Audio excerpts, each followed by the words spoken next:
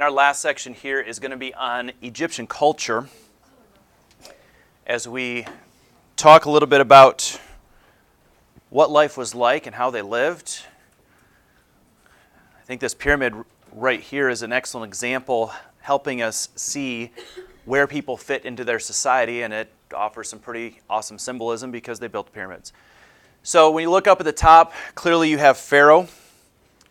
Up there at the top of their society, all the way down here you've got the slaves, and certainly would put the Hebrews in there with these slaves, but there were other slaves besides just the Hebrews. And then we have all kinds of different people in between. We've got peasants, craftsmen, merchants, scribes, soldiers, government officials, up there to Pharaoh. So seeing this graphic here also helps us to understand how significant it was for Joseph to go from here all the way up to here. That's not something that was typical in their society, especially in such a quick turnaround. And once again, gives us great appreciation for Joseph's integrity and the way that God worked through his life. So, their social structure, like a pyramid, most of the Egyptians were poor. The pyramid works not only with the hierarchy, but also the further down the pyramid you go, the more people are in each category. So a majority of the people in Egypt were slaves or part of the peasants. Fewer were craftsmen, and even fewer were government officials. And so if you lived in Egypt, chances are you would be in the lower half of that pyramid somewhere. Yes, ma'am. Yep.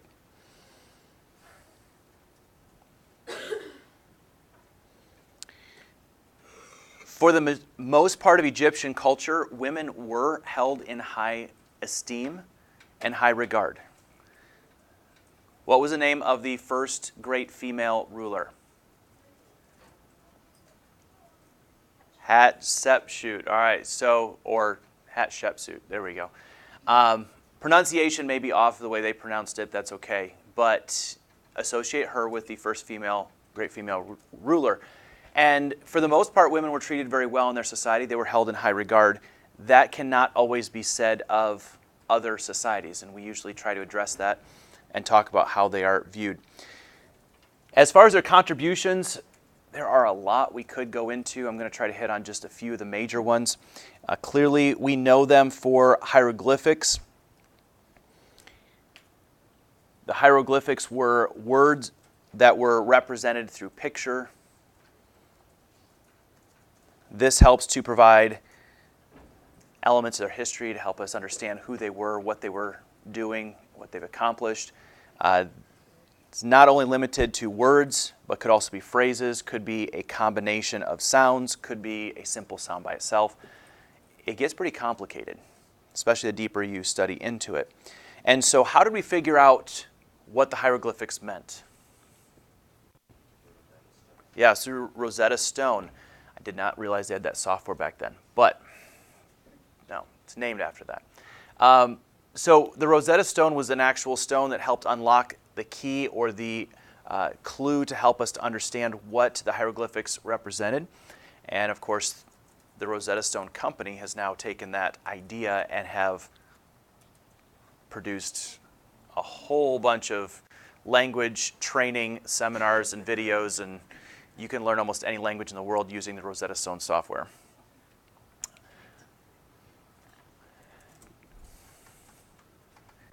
Jean Champollion, he is the one who helped us to understand the alphabet that would be associated with hieroglyphics. He used the Rosetta Stone to help translate a lot of that for us, help to unlock the key. It made us be able to translate, be able to understand more of what's going on. So that's a key accomplishment there. We also have to give them credit for the solar calendar.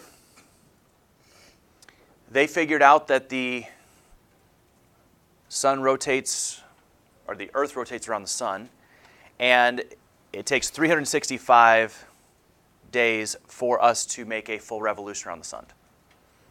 So that's why our calendar, our year, is based off of their discovery and their ideas on how that works. And since has been proven to be pretty reliable.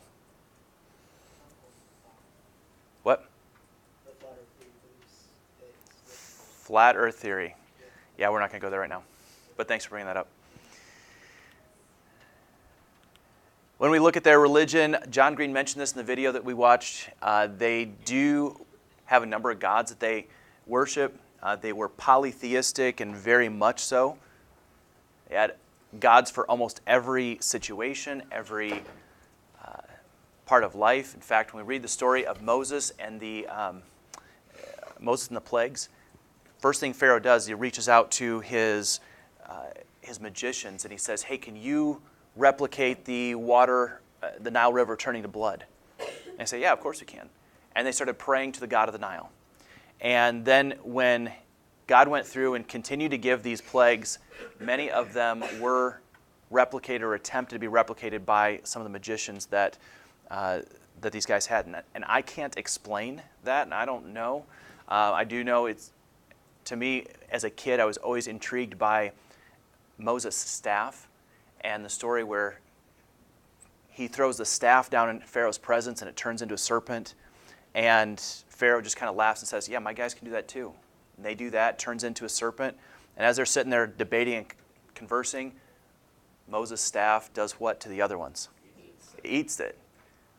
That's just gross to me. I don't like snakes. So imagining one snake eating another just always was repulsive to me.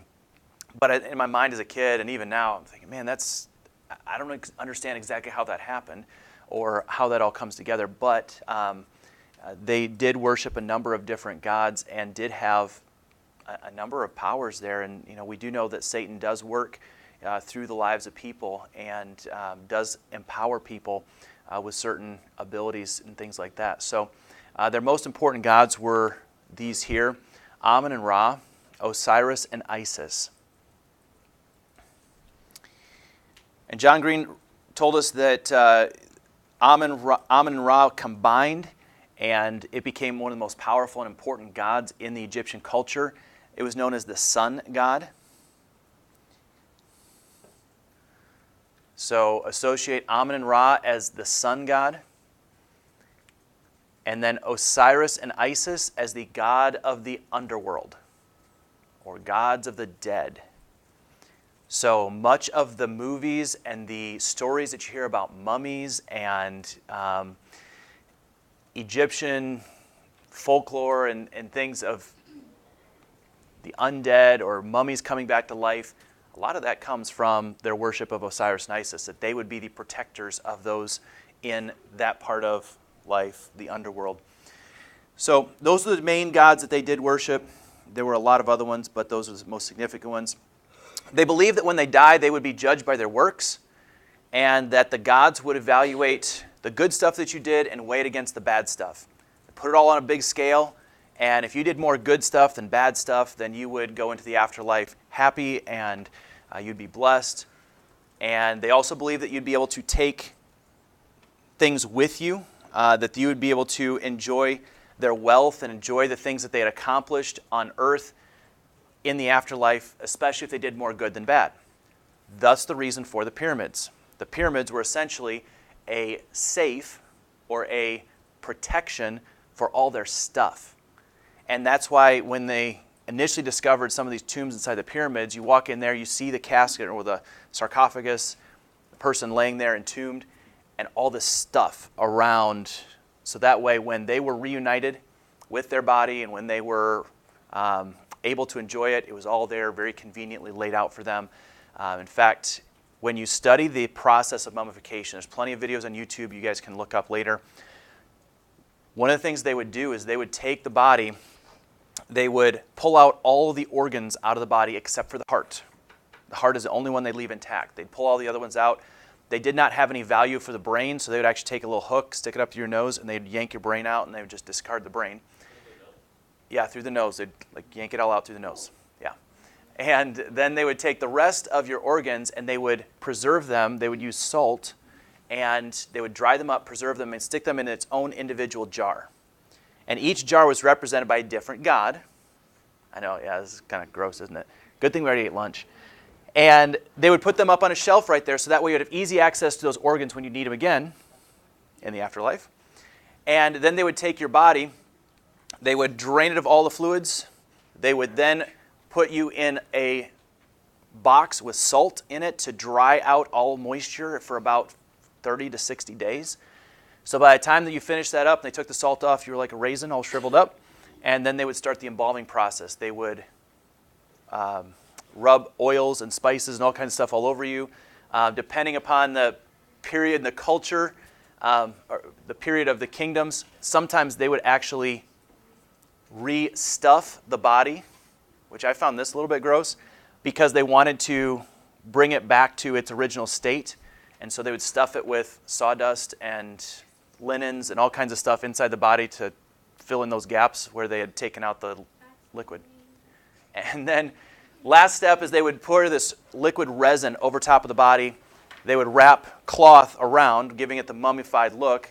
Another layer of resin, let it harden, more cloth, and then they would put you into this stone casket and you'd be preserved there. So it's kind of the way that worked.